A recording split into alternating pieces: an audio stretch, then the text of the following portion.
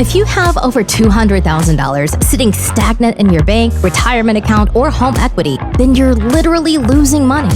On this show, you learn how to get that money working for you consistently and conservatively.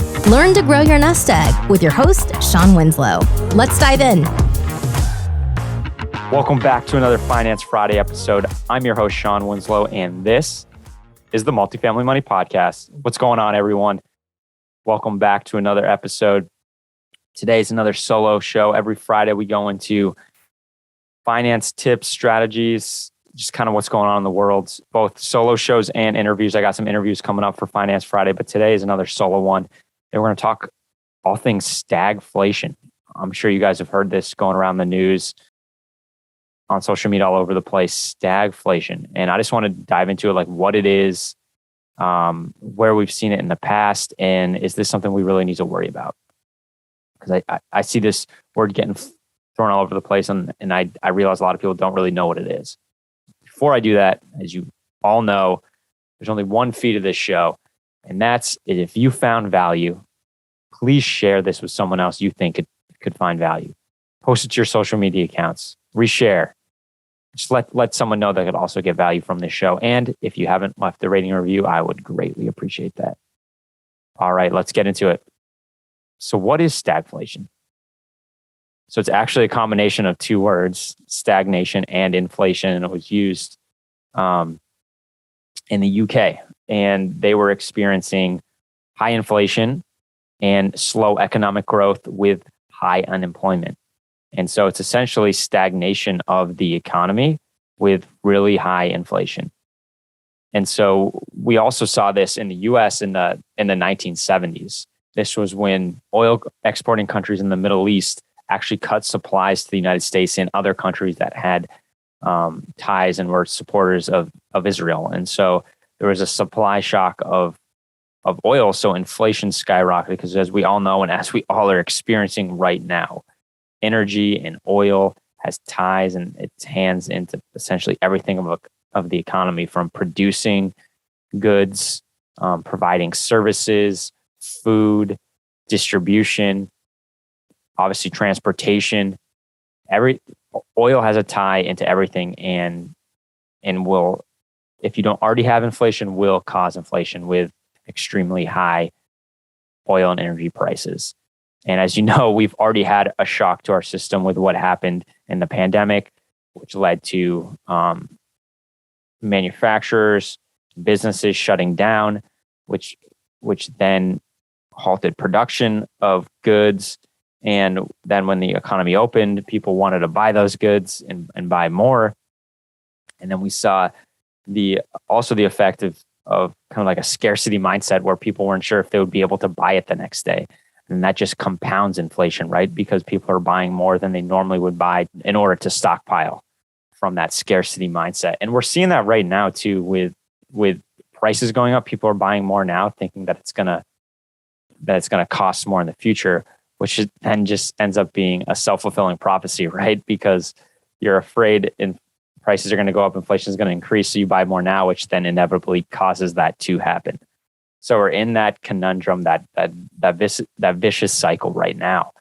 But what we aren't necessarily experiencing at the moment is high unemployment. We're still very low unemployment, and we haven't really seen a pullback in growth, which at least not a significant one, but I do see that coming, right? Economists do project it to slow down quite a bit. So where does that leave us? And what happened in the 1970s? Well, how they got out of it in the 1970s, which is another name I'm sure you've been hearing a lot lately, is Volcker, right? Paul Volcker. Then the head of the Fed increased rates drastically. I believe they got up to around like 18, 19, maybe even 20% in some markets, but around 18% they were increased to.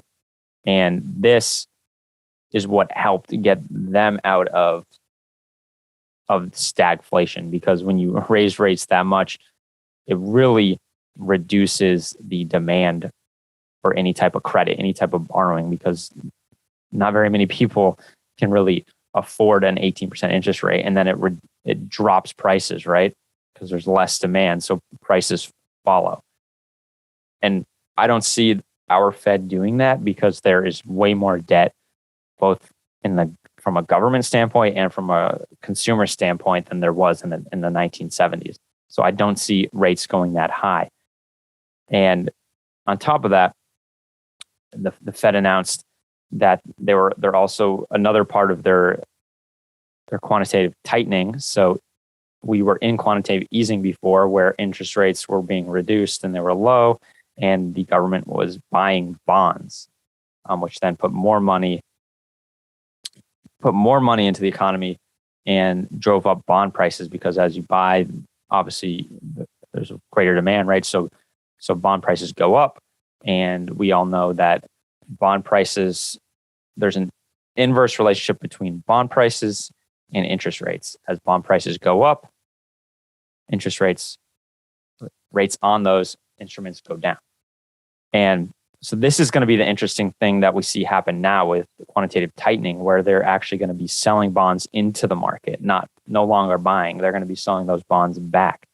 And what's going to happen is it's going to drop bond prices, right? Because there's going to be more supply in the market than there is demand.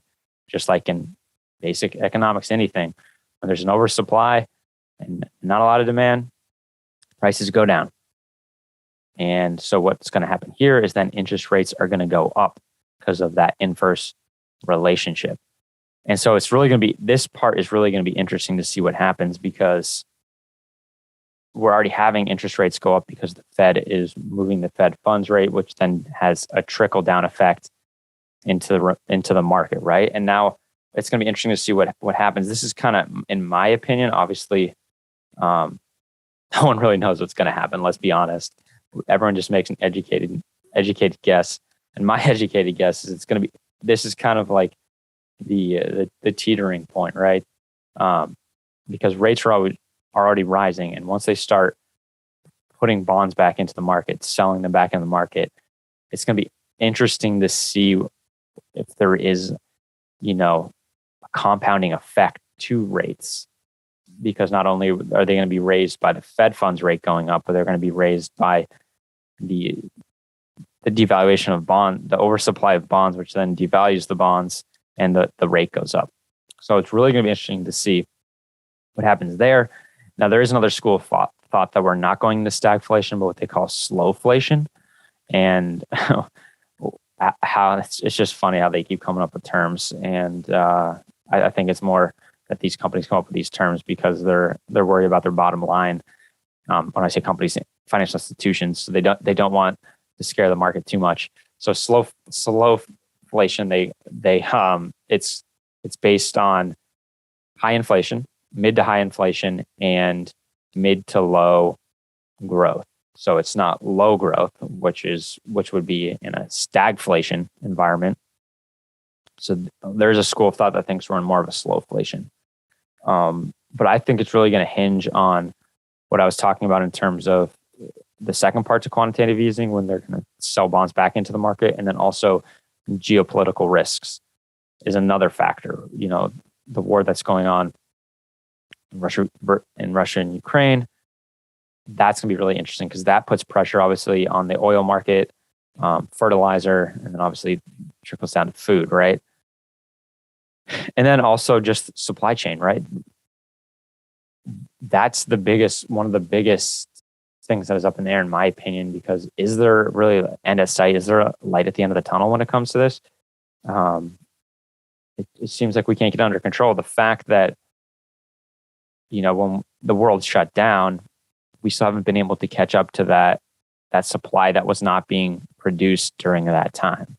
Because then the demand came back immediately, but these manufacturers and producers were already behind. So we haven't even caught up to that. And the fact that there is that compounding effect of people worried about inflation and prices continuing to rise, that they actually buy more than they need now because of fear of rising price and inflation in the future. Then it just exacerbates this whole, supply chain demand issues. Those are the things that are really going to be the kind of catalyst to what could happen. in terms of stagflation. I think we'll know better Q3 to Q4 of this year. Nothing really happens when there's about to be elections, so it's certain they kind of wait to make any type of drastic changes in terms of policy until they know their seat is secured. So one, I think it'll be interesting to see that time of year when if any changes are being made, and also if the supply chain has kind of corrected itself, or not corrected itself, but made some headway. I don't see it correcting itself until earliest, I would say sometime, mid next year, unless inflation does continue to climb and we kind of fall into this more of a recession, stagflation, where people are not going to want to consume as much. But other than that, I don't really see the supply chain thing correcting itself until later next year.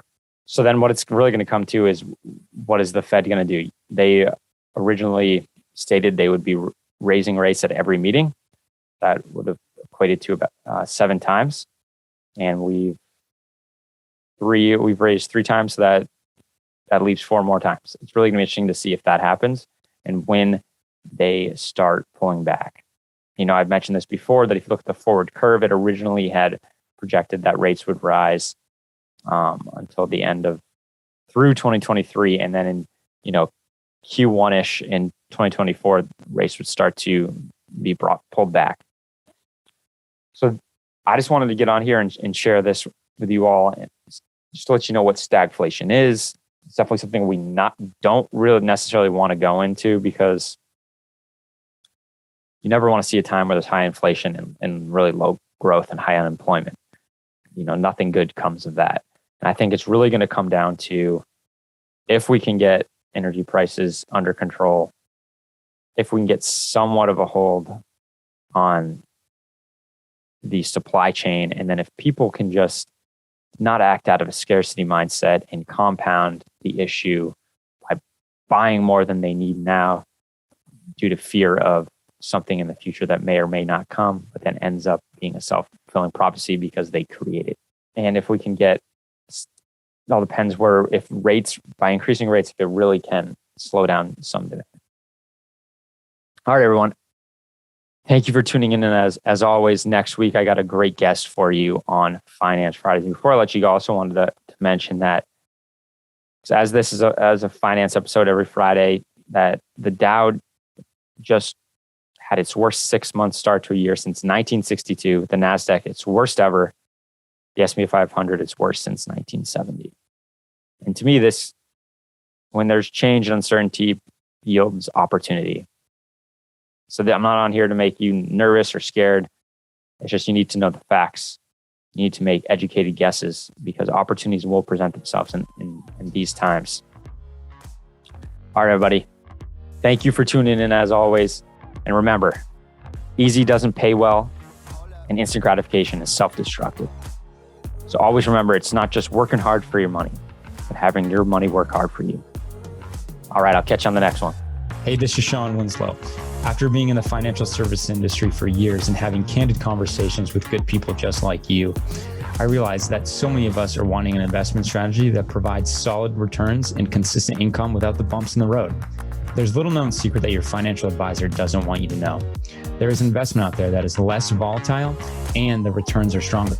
Get more details by going to greenbriercg.com and clicking on the free e-report.